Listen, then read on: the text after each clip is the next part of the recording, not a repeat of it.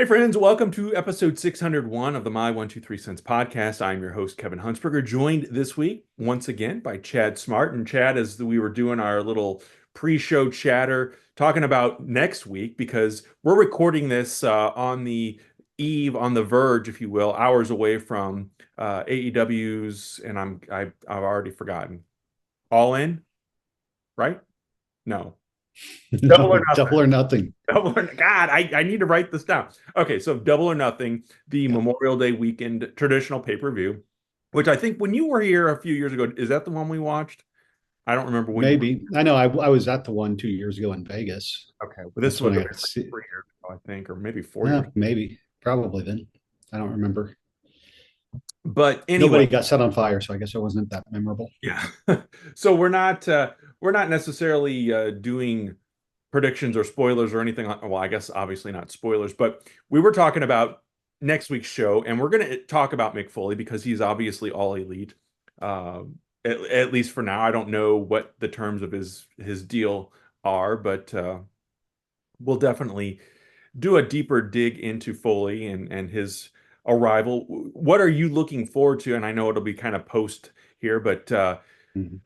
is MJF going to end up bald? Make your predictions. As I said, we're recording now. We're recording before the show, so technically, I guess we are doing a bit of predictions. You think MJF is going to lose this one, or was it all Well, up to win it back? I mean, as I said last week on last week's show, I want MJ or I want Darby to win because I don't like the quick move the title over to Darby just to move it back to MJF and that story doesn't that doesn't interest me as an overall story. Yes, the matches are good that Darby's been having, and I expect Darby and MJF to have a good match. But if all you're doing is basically resetting back to one to move forward, like I don't, I, that does nothing for me. Whereas I think if Darby wins and then continues to take on challengers, you can have that surprise upset. Yeah, And not. I mean, we were also discussing before the show about All In, which doesn't happen until August, apparently, not July as I thought, and not tonight as you keep trying to make it happen. Uh, the expectation I think is Will Ospreay wins the Owen Hart tournament, takes the title from MJF in London. There's nothing wrong with that, yeah, and I'm sure the buildup will be fine, and the match itself would be fine. But we've said before too that there's nothing wrong with predictability, but when it's to the point of Stevie Wonder being able to see it, mhm. you're like, then you really have to have something hook the audience to, especially if you're going to, if that's 4 months away. So, Right.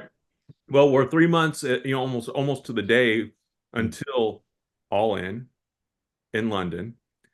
Um, you talked about hot shotting the title if MJF wins it back. And again, we know as you're listening to this, the results are already out there. But if MJF is the AEW champion as of May 25th and then loses it again, I mean, that's still not quite as hot shotty, I guess, but it's still another quick turnaround with the belt. Um, to me, the stipulation of the hair, like, when's the last time you remember there being a hair match where the loser didn't lose his hair or her hair, as we saw at WrestleMania the one year? yeah. Uh, Well, and they just did a hair stipulation 3 months ago with Wheeler Yuta getting shaved. So, that's right. I forgot about that. yeah, because they did. I mean, they didn't really do anything with that stipulation, which is fine. Not everyone needs to come out wearing a wig or Mhm. a do rag or anything to um, get the cheap heat of being bald. But Yeah.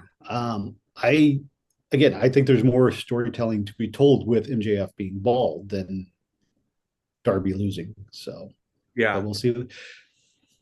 And we kind of hinted at it during our pre-show discussion.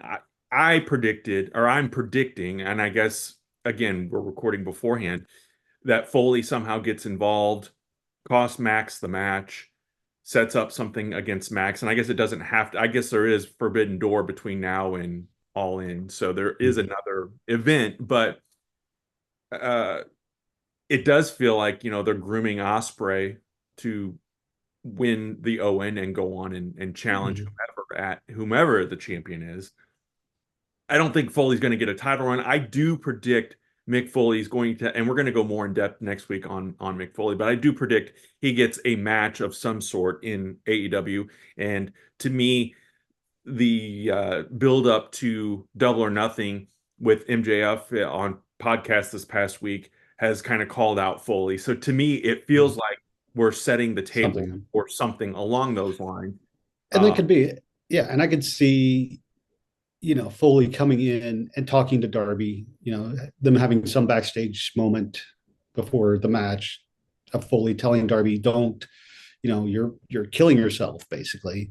Look mhm, what it's done to me, don't do this, which in a sense is what they've been doing with John Moxley and Will Ospreay, to an extent of Moxley being like, look, you need to tone your style down, and we're going to teach you how to be more vicious without being such a spot monkey, to say. And that's where I think, again, I think fans want, and this will be the problem of fan expectation or fan expectation versus reality, in a sense, maybe, is that I think the fans want Osprey to win the title at All In. But if the story is there that in the Owen, he tries to be the Osprey that we all know, and it ends up biting him in the ass and costing him in the match because of his injuries. mhm. Is that a better story, long term story to tell? So are the Death Riders, because John Moxley leads the Death Riders, is that Yeah, a heel faction or what's the deal there? Because I thought depends on Osprey, who's yeah, it depends on who's wrestling and who they're facing. Uh, because Moxley, there were big heels, and then Moxley wins the international title, and or not the international continental title, I think it is, and he's all of a sudden a face. But Wheeler Yuta is still very much, and Daniel Garcia gets heel chance. Claudio, kind of bounces between, again, depending on who he's facing. Mhm. So it's all just, I think they're just wrestlers, and the fans get to determine if they want to boo or cheer. Well, this week we are, like I mentioned, talking about fan fatigue in wrestling. And, I didn't realize it until Saturday night as I was watching Saturday night's main event. They were going from that show to a AAA show, WWE was. Mm-hmm. Obviously, we have Raw, NXT, SmackDown. Wednesdays is AEW Dynamite. Thursdays we get TNA. Fridays again it's SmackDown as I mentioned. Saturday is Collision. Sunday And AAA. is Collision or a AAA. Is AAA a weekly show too? Mm-hmm. Oh, okay, I didn't realize it was even a weekly show. I guess what I'm getting at is, when we were kids, and again, we're gonna beat that drum from time on this week's show. Um, Saturday and Sunday were your primary times for watching wrestling, and usually a little window. And I think we watched a lot of the same stuff, even though we lived in different cities, um, on the St. Louis stations. And so Sunday mornings, it was, I remember Tarzan would go off, and then at 11 o'clock, it was Superstars Mm-hmm. of Wrestling. Yeah. Saturdays, I feel like they sprinkled some stuff in the morning and early afternoon, UWF or Mid South. Uh, Sundays, I think we also got to watch World Class, but World Class also came on late on Saturday night. So Mm-hmm. there was a smattering of wrestling, but it was in a very small window. And then, of course, Tuesday Night Titans or prime time. But for us, that was about it. And now it's like literally every day. And now on the weekends with all these PLEs and extra stuff, Saturday night's main event, as we mentioned. Uh, Obviously not every week, but there is a lot going on. And I know you try to watch a lot of it. I keep up with it all mostly through social media. And I wonder if it weren't for social media, would there be so much wrestling in 2026? Mm-hmm. That's a good point. Yeah, I mean, I watch Dynamite and Collision almost religiously. I'll watch the entire show. Raw, I'll start it because it comes on when I'm still working. And since I work from home, I can just throw on Netflix on my laptop and watch. But depending on what I'm doing after work, if I'm not doing anything, I may just keep it on just to watch. But if I have plans, or if I get like this past week after the first match, I'm like, I've seen everything again. Hmm. This has been going on for the last 3 4 weeks, so I don't watch full Raw. I don't watch SmackDown because I don't have cable. Yeah. I don't watch TNA because I don't have cable. And even when I did have access to TNA and SmackDown, I may watch a little bit, but not consistently. And it's more keeping up with those through news sites Is and it because you Twitter. don't like the product, or is it because it is too much? Like you have, I feel like you have to at some point as a fan in Yeah. 2026, especially if you have a life outside of wrestling, which Right. we both do, you have to draw a line somewhere and be like, okay, this is what, because my wife, it was Yeah. funny the other day, she's like, I watched Backlash, and Mm. then Monday Night Raw was on, and she's like, wrestling is on again. And I'm like, if you only knew, I mean, I could literally be sitting here watching this every single night. Right. So Well, and then if you subscribe to independentwrestling.tv, you can watch it all over because they have promotions that put up, I yeah. don't know, weekly shows, but monthly. But to answer your question, I don't watch the others. Even if I had access to them, I wouldn't watch them because it is I don't find them entertaining enough to have to watch weekly. Like I watch Saturday night's main event because I haven't canceled ESPN. I'm sure I'll watch Clash and Ireland Take Two, where all the matches are rematches. Um, but but I won't watch it. Um, I think normally WrestleMania and maybe All In are the only ones that I will sit down and be like, I have to watch these live, and the Royal Mhm. Rumble. But like tonight, Double or Nothing, unless because the plans that I had for this weekend we crammed into yesterday, so we don't have any plans for today. If we're not doing anything, and I decide to come home early and watch um, Double or Nothing live, I won't watch it until later. And I just have to stay off all social media and cancel all notifications on my phone so I don't get spoilers. But but yeah, somewhere in there was an answer. Well, you don't have to worry because it is Sunday. I do Hunsberger Chronicles on Sundays, so I will not be posting any wrestling content. So you won't get any spoilers from me like you did for WrestleMania when I wrote stuff. So Yeah. on Mania Saturday. So, um, but I feel like back 40, we're using 86, 85, 86, 87 as our Mm. point of reference here. So back then I can remember a time, because I'm a teenager and I'm thinking, God, I wish wrestling was on all the time. Saturday night's main event was such a treat. And I do think this past weekend's Saturday night's main event was solid in terms of the action. I don't think No. there was as much commercials and maybe that's Mm. Peacock. I don't know. I don't know what the story was there. But Well, I and let thought, me ask you this too, because I know yeah. we were excited for the return of Saturday night's main event, Mhm. which according to rumor, speculation, whatever, the reason it's only on Peacock now is because ratings weren't that good for the ones that they actually had on NBC. Mhm. Um, the do you think Saturday Night's Main Event is a show that needs to be seen? Like you said, I thought the action was good, but when was the last time something happened on Saturday Night's Main Event that made you go, "Oh man, if I hadn't seen this, I'd be disappointed," as opposed to just sitting down and being like, "Oh yeah, that was a good show." Well, And like they mentioned during the Penta Ethan Page match that the IC title has only changed hands once on right. Saturday Night's Main Event. So it's like I actually thought maybe they're giving away that it's going to change. Like they're acknowledging that, Ah. hey, something big's going to happen here, but they're just like, nope, it's just going to be the same old. Yeah, I felt like they were really hyping up that match, and then as the show went on, they were actually hyping up all of the I did matches. like the video pack. What I saw, trying to fast forward through Yeah. commercials, I did like the packages that they did highlighting the titles. I thought that Yeah. was a good addition. Yeah. Yeah. Kind of to your point. and I didn't realize this, it's been 5 months since we've had a Saturday Night's Main Event. It was Mhm. Cena's last match, was the last one they did back in December. Mhm. Um, I feel like the bloom is off the rose in terms of the nostalgia for it. You know, Yeah.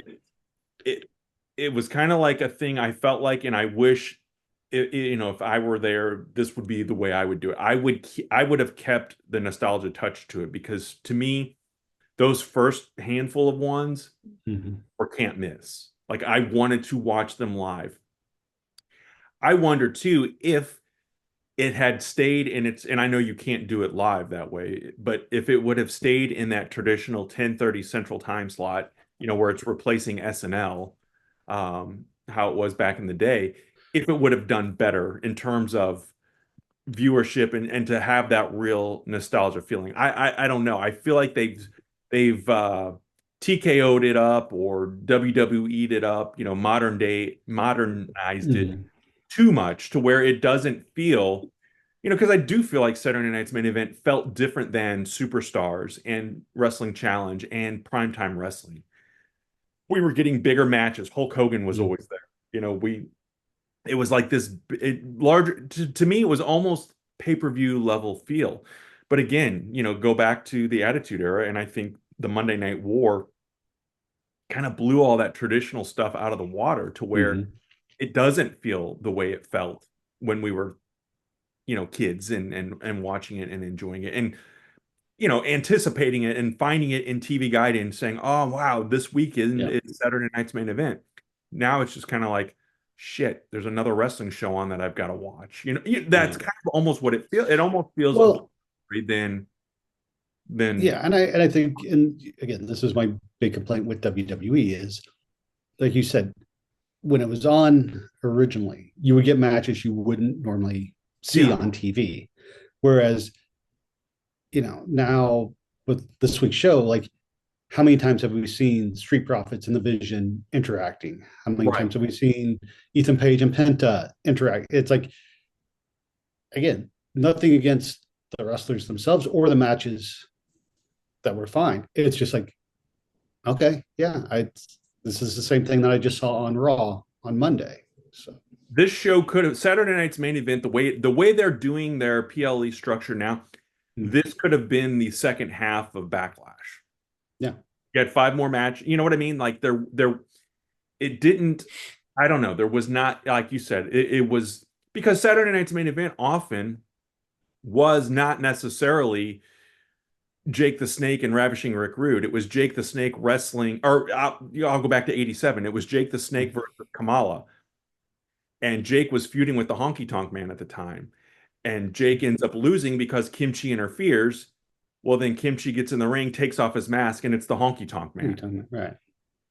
It wasn't necessarily you were getting the two big names, but it wasn't necessarily the story per se, but they were kind of weaving in and out. When Jake Mm, wrestled Rick Rude in their blow off match, and then Andre comes out to interfere, and that's what started the Andre feud with them with yeah. Amian and all. So I didn't And I feel think, that with this. yeah, yeah. And to me, that's, again, one of my issues with WWE is they don't know how to weave storylines together. Like it has to be wrestler X and wrestler Y have to interact. It Hmm. can't be wrestler X feuding with Y, but then bring in Z to somehow, unless Y and Z are connected, like in the Judgment Day. And so you have Balor facing JD McDonough, which again, he's already fought Dominic Mysterio. Why is he feuding with JD now? Right. But do you also think Saturday Night's Main Event should incorporate more wacky backstage segments like Halloween parties and Uncle Elmer's wedding and stuff that gives it or could Yes. they do that in today's environment? Could they I, be campy? I think it can be, and I think how it felt at the end of 2024 when it came back to me felt like that was the vibe. They were trying to because they played the music. They interspersed current superstars with past superstars in the Mm, open. They gave it hit you in the feels. I didn't have that, and granted I did tune in probably about 3 minutes after it had started. So I don't know how the open looked or if they even did all that. But I don't think so. to me, it looked and felt just like Raw, just like SmackDown, just like a PLE. There was no flavor to it, that Yeah. nostalgia. It was the same old, same old. And I think that's what contributes to the fatigue because you don't offer anything different than Eric Bischoff said back in the day when he went after Vince McMahon in WWE was you can be better than, worse than, or different than. And he went different than with Nitro and introducing the luchadors and the Mhm. things that he kind of did that were outside of the box. And I think even within your own company sometimes, especially with the fan fatigue with WWE, be different than. And I feel like AAA was feeling different then, but I almost worry now, not worry, that makes it sound like something I sleep over, but I think about the fact that they may water this down to where it's just the Mexico version of WWE, which I think it probably already has become Yeah, to an I extent. mean, from what I've read, again, I haven't watched a AAA show in some time since I think their last big show, which I didn't watch the full thing. But what I see online is people actually enjoy the show, and I don't know if it's just because it's only an hour, or if it's because it is different enough, you Yeah, know. And I think that's that has been a problem ever since they instituted the brand split. Is initially you kind of had a difference between Raw and SmackDown. Um, Raw was more the entertainment. SmackDown with the SmackDown 6 was more the wrestling show. And now they feel very, especially since you have two, general managers who are basically the same character. yeah, Um, there's nothing, um, and again, it's part of really why the Survivor Series and Proving Ground or Battleground matches never made sense to like, oh, we're fighting for brand supremacy when it's like it's the same thing. yeah, So yeah. yeah. And that fatigue goes beyond just like the nights of the week, but also in the amount of hours, like you just mentioned. AAA is an hour. Mhm. Back in the day, Raw was an hour, Nitro was an hour. Uh, Yeah.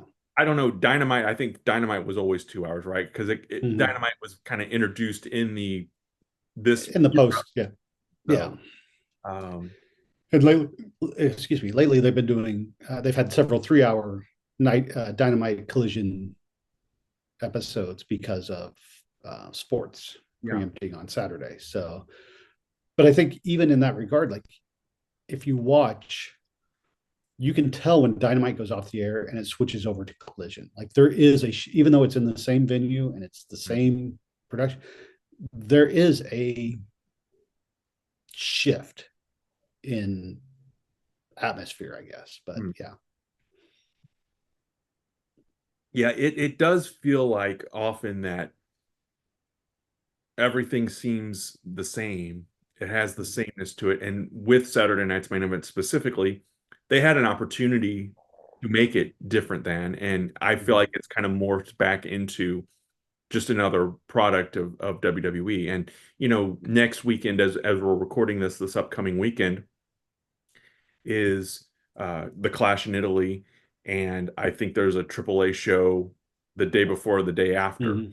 Uh, Yeah.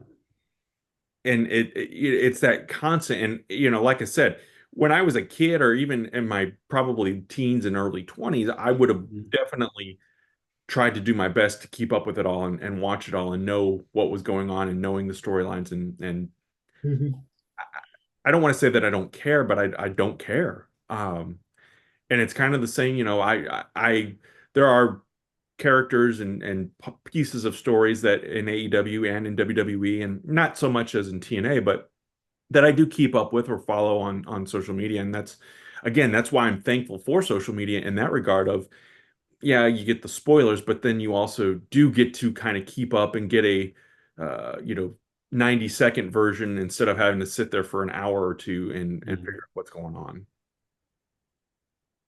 Yeah. I mean, when when you aren't able to keep up with it, which it sounds like you do a better job than I do for sure.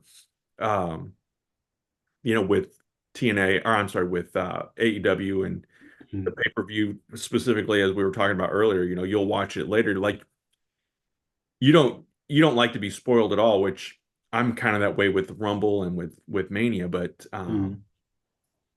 you know, why do you think that is? Like why is it those shows that you don't like? Are you that way with Collision and Dynamite as well? Yeah, yeah, I'm with that. I don't want to be spoiled at all because if I know what's going to happen,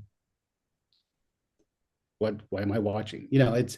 I mean, I do enjoy wrestling, and I'll enjoy a good match, but if I know the winner, or if I know, if something major happens, it kills the excitement. It's just like then it takes away that surprise, and it just it's not as um,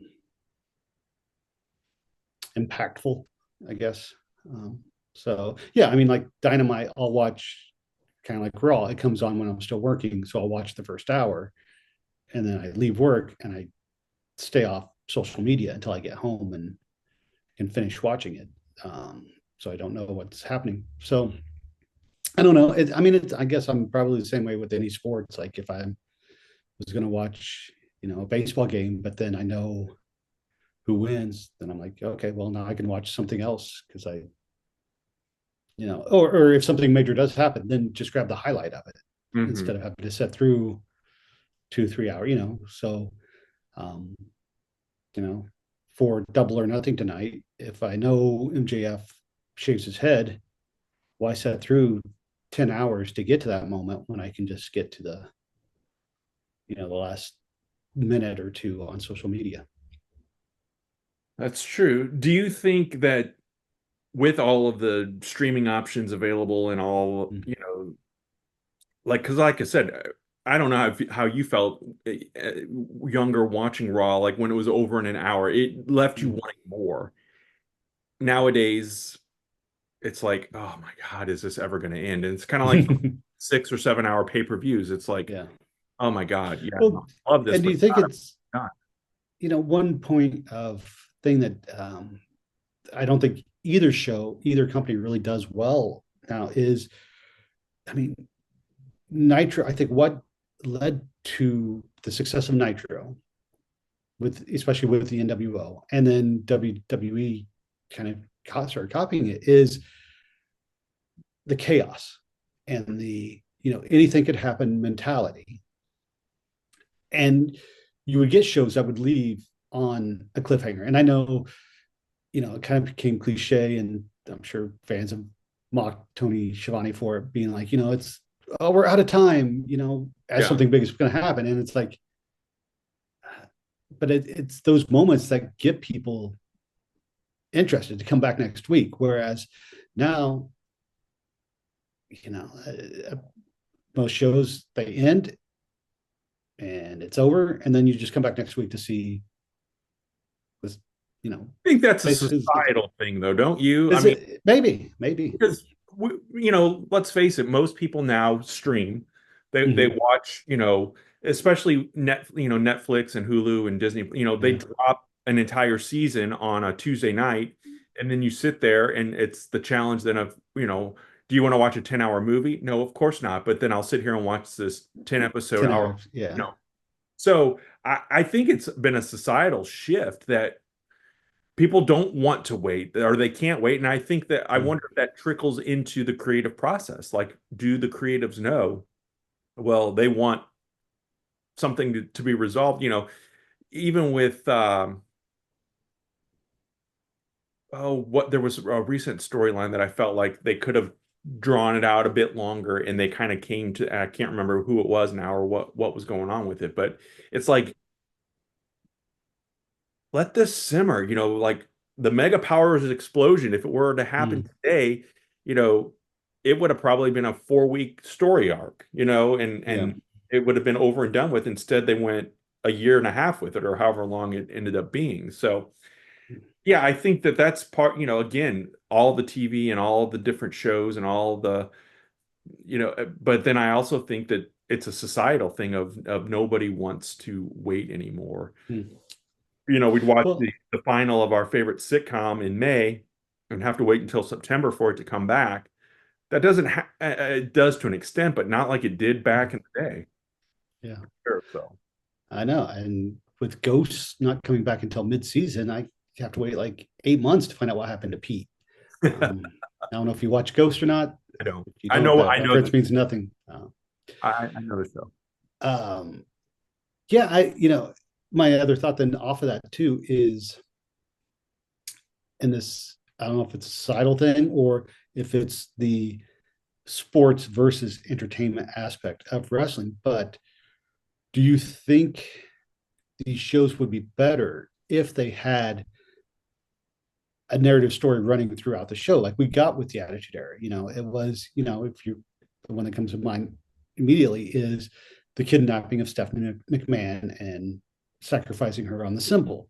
Hmm. That was a whole episode of where's Stephanie? Oh, send Austin to go find her. And you built up to that climax. But can that work, or should you treat wrestling kind of like with AEW, where it's more of the sport, and so it's just like, okay, we have these matches lined up, and this is what we're going to get for the show, and that's it. Hmm. And I think for AEW that works. For WWE, I think they and it could just be the bias of what I'm used to, but I think that's what may help make the Attitude Era as successful as it was. Is it because it was, we talked about before, it's, you go back and you watch it now, very few of the, especially weekly televised matches, hold up because Right. of, but the story there is what entice people, Yeah. so. Oh, definitely. Do you think AEW does that with story? Do they? No. I know they've got some, obviously the But Darby and MJF yeah, stuff is a story going on, but yeah, I think they have stories, but they don't do it throughout the show. It's, again, it's Darby's, right now Darby is going to take on anybody who wants a title shot, and he's going to give it to them, and they're going to go out and they're going to, he's going to slingshot himself all over the building and take bumps that should never be taken by a human being, and then he's going to get up and do it the next time, in the next on the next show, or um, but I don't think, but I think that's a show to show thing. I don't think it's built up during with the exception of when Darby won the title. That was kind of built up throughout the show, like, hey, Darby's going to challenge MJF, and this is a big deal, and he's in his hometown, and um, but would that have worked if they weren't in the location that they were? Which then I go, did they actually plan that out and have foresight to, plan the story ahead of time, or did they just get lucky? So. well, and does that hurt, do you think, when you have this big rematch looming Mm-hmm. and then you are doing these weekly or twice a week, I guess, because he's doing Dynamite Yeah. and Collision where he's defending the title.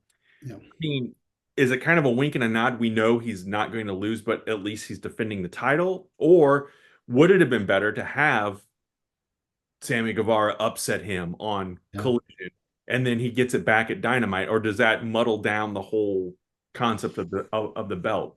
Yeah, I don't think he should have lost and then got the title back. But I think, again, as we discussed last week, had they had more time between Uh, when Darby won and the rematch with MJF, I think it would have given the story um, more substance. I think because I think you could have put in a title contender or a challenger or two that you thought could actually beat Darby. yeah. Um, right now I'm trying to think back of who all he has faced, and with the exception of Brody King, there's no one that I can think of off the top of my head that I realistically thought he had a chance to lose. I mean, they made the matches somewhat where you weren't sure, but overall, given the status of who he's been facing, there was no one that I thought would go on to face MJF. Yeah. And do you think that again, fan fatigue doesn't just mean hours spent watching wrestling, but Mhm. kind of the stories, because I think one of the things that you've really kind of brought home, and I've talked about it before as well, is Mhm. there's a sameness to Raw and SmackDown of the same characters, and you have Mhm. both companies with this very deep talent pool. Yeah. I think part of the refreshing part, but then I'm also already tired of it, is the Street Profits were gone for so long, but Mhm. then when they come back, you know what I mean? And Yeah. I kind of think about this with Danhausen as well. He's been going strong. He's now moved to the second merch seller in WWE, and he's got all kinds of other things, kind of done a little mainstream stuff with the NBA playoffs and all this. But, Mhm. you know, is that, are we going to ride that horse too long and it's going to give out, or are they going to just continue to, it's kind of like the Mhm. say the line Bart from The Simpsons, are they going to just continue to, and again, I don't watch enough AEW to know, are we seeing the different character, or the different stars that are on that show? Are we getting FTR and the Young Bucks and Christian and Cope? It feels like, to me, just watching the social clips, it feels very repetitive too. But at least with Darby defending, we're getting Sammy Guevara and Pac and Speedball Bailey. Some of these guys Mhm. that maybe aren't on every week. Is that a fair assessment? Yes and no. I mean, yeah, I think Collision is doing a better, or not Collision, Dynamite is doing a job of having more people appear regularly. And I think that's one of the biggest issues with AEW is because they have this huge roster. Like a couple weeks ago, AR Fox wrestled on Collision. I'm like, he hasn't been seen in 6, 7 months. And apparently he's been down in Ring of Honor. Yes. Um, and so that, because then again, you bring them up and they have a match and you're telling me that this person has a chance of winning. And I'm like, this guy hasn't been on TV. How Right. am I supposed to take that seriously?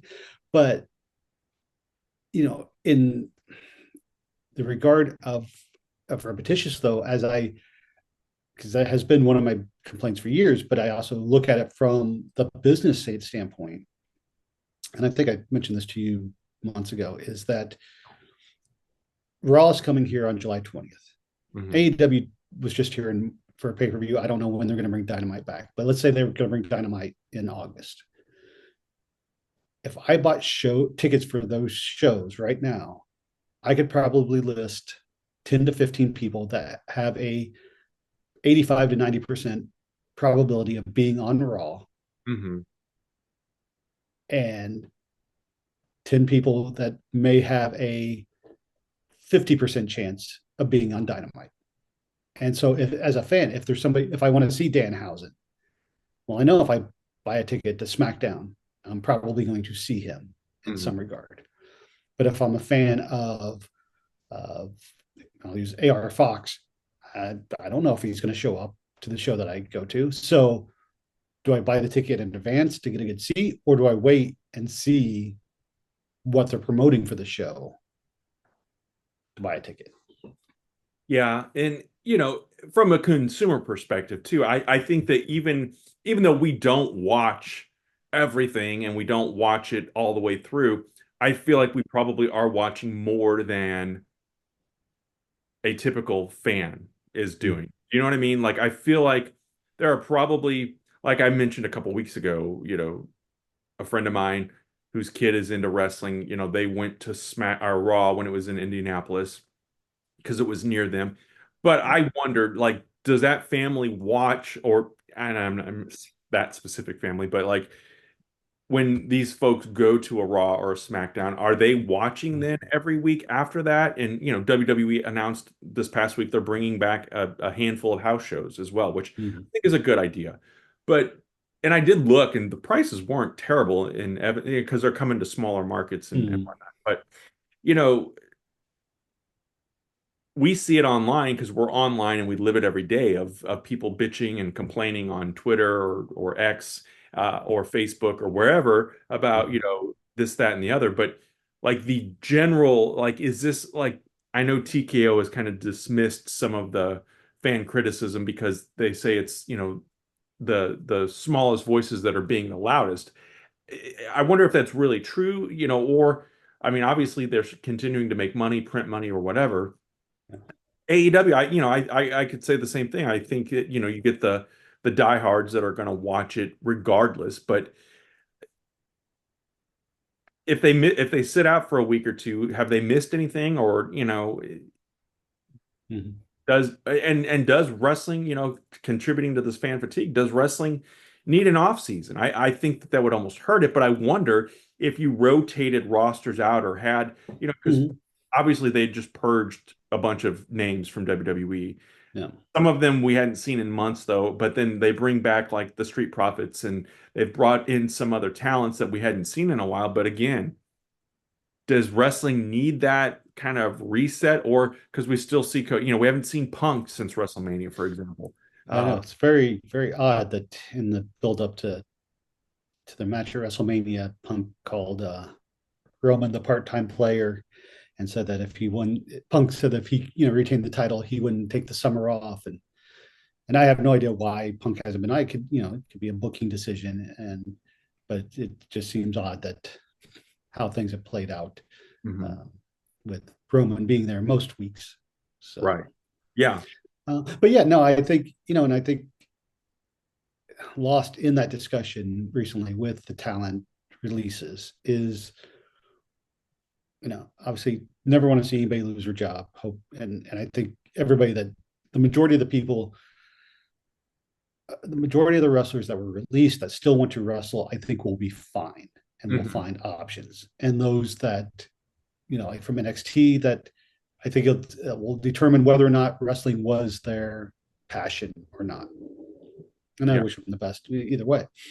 But we've talked about you know the New Day have been around for as a group a decade.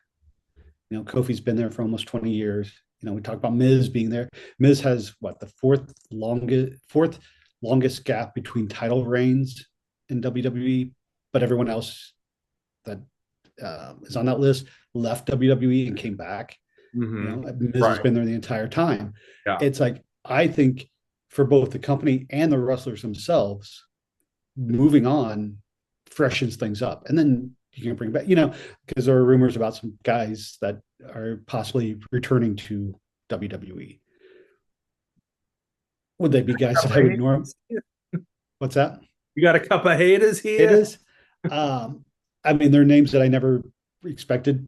Well, at least one of them never expected to come back. Right. But is it a bad thing? Well, we'll see how they get used, and that's what it all boils down to too. Is how you're used, and that's where the booking can be like, oh, we haven't seen. I'll go back to AR Fox. We haven't seen him in 7 months. Well, is it his fault or is it the booker's fault? Talking overexposure. If Danhausen gets overexposed, is it going to be Danhausen's fault for being overexposed, or the fact that they put him on TV week Right. after week doing similar things? So Yeah. Well, and also that fatigue comes in, and that we as fans think, well, Matt Cardona gets criticism. He comes back and he's jobbing and he's losing and blah blah blah blah blah. And Cardona said on his own podcast just the other day, you know, part of the reason he wanted to come back was not just the wrestling, but it's the extra stuff. He and Chelsea Green went to the Mandalorian premiere. mm-hmm. They're doing, they were at some big event in New York a couple of months. So it's we as fans think that we know what's best for the wrestling, but Mm-hmm. you don't know what everybody's motivation is. Not everybody wants to be or feels like they need to be the heavyweight champion. And I know there's an old cliche of if you're not here to, to be at WrestleMania, Mm-hmm. but it's like I think everybody, especially in 2026, has their own objectives, their own goals. Yeah. And we as fans, I think sometimes probably and I did it a lot back in the day.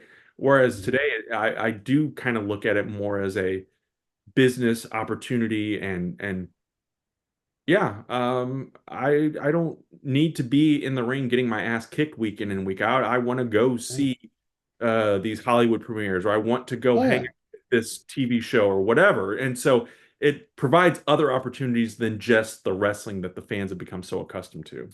Yeah, well, and even in that regard, it's I think back because I've been watching some YouTube videos reviewing shows from the mid 2000s where Chavo Guerrero was feuding with Hornswoggle, Hmm. and you're like, oh man, Chavo, after Eddie's passing, thought maybe he would get promoted. I'm not saying this is what Chavo thought. I'm saying fans' perspective was, oh well, Eddie's gone, Chavo's Right. still here, he will get, you Yes. know, and then he gets stuck in this feud with Hornswoggle, and I'm like, but he's on TV every week. He's not taking the bumps that he would have to take, so his body isn't being broken down the way he's still getting the same pay, I'm assuming, because Hmm. TKO wasn't coming in and saying, let's cut your paycheck. Um, so which scenario is better? That one or the one where you're out there doing, 30-minute matches on a weekly basis? And again, if your ego isn't driving you to say, I have to be best in the world, and that's not totally a shot at Punk, but um, yeah, and for Matt Cardona, I'm sure going back, he's with his wife, so they can travel. It's um, he's got his outside ventures Hmm. going, Sure. and he's I don't want to say he's old because you and I are much older, but you know, does he want to be taking the bumps that he was taking on the indies on a Right. nightly basis in WWE, or is this the better life Hmm. style for him? Yeah, that's a great way to look at it too. Yeah, And we kind of scratched the surface with the wrestling. We talked about obviously AEW, WWE, NXT, TNA, but there's MLW, there's the NWA, there's Maple Leaf Championship Wrestling that Scott Demore. thank you is working on the Juggalo Wrestling. There's a ton more out there. So again, Yeah. as a fan, I've always had to kind of deprogram, or as I get older, it's like, okay, I can't watch it all. Like I said earlier, UWA, world class, the AWA, wrestling, WWF Superstar. We were watching that every week and loving it and wanting more of it. Yeah. Because again, it was an hour. Each of those shows was an hour, Yeah, where you're adding much yeah, more. yeah, we weren't working 40 hours a week or more either. And That's true. That's true. And it is convenient now that you can watch a lot of this literally from your pocket. So, yeah. but I guess as we kind of wind things down, there's enough out there. There's enough of an appetite, I think, still too. But I think when the market changes and dictates that we don't need all of these companies, and not everybody's going to be on TV, and they're going to have to find Yeah. those unique ways to stream, if it's YouTube or if it's through another app like the indie wrestling app that you talked about, or whatever the case may be. Mhm. But there is still, I think, an appetite out there to keep people coming back for more, at least for now. Yeah, and I mean, you mentioned a bunch of companies that I hadn't thought of during this discussion, and it goes back to why I don't think TNA is as successful as they should be at this spot, and it's because all those companies um, that you talked about all offer something different than Mhm. what WWE is doing. Mhm. It may be better, it may be worse, depending on what you're looking for, but it's not the same. Right. And I think, we've talked many, many times over the last 12, 13 years. TNA's problem was we're going to out WWE WWE. Hmm. Yeah. So, and again, and I think that's why AEW has had the success that they have had because they offer something different. And again, it's, as their motto is, it's for the sickos. And so it's not going to be things that appeal to everybody, Yeah. Right. but you can't, there's a reason why Pepsi and Coke are both still around 100 years later Yeah. because Well, they're owned by big corporations and they don't care. So, yeah. yeah. Anything else, Chad, before we wrap up this week's episode? No, I probably need to take a nap before starting to watch Double or Nothing, so that I can watch as much of it tonight as possible. But yeah, we'll see. We'll come back next week and find out if MJF is bald Yeah, or and then yeah, and then Clash in Italy is next week. So it big never return to Brock Lesnar. Return of Uh, Brock Lesnar, the fan fatigue is real. So we want to hear your stories. Let us know in the comments about fan fatigue. How much do you watch? How much is too much? If you're married, you probably don't watch as much as you want to watch. Mention that too and let us know. So friends, thanks for listening and or watching to this week's episode. We will see you next time.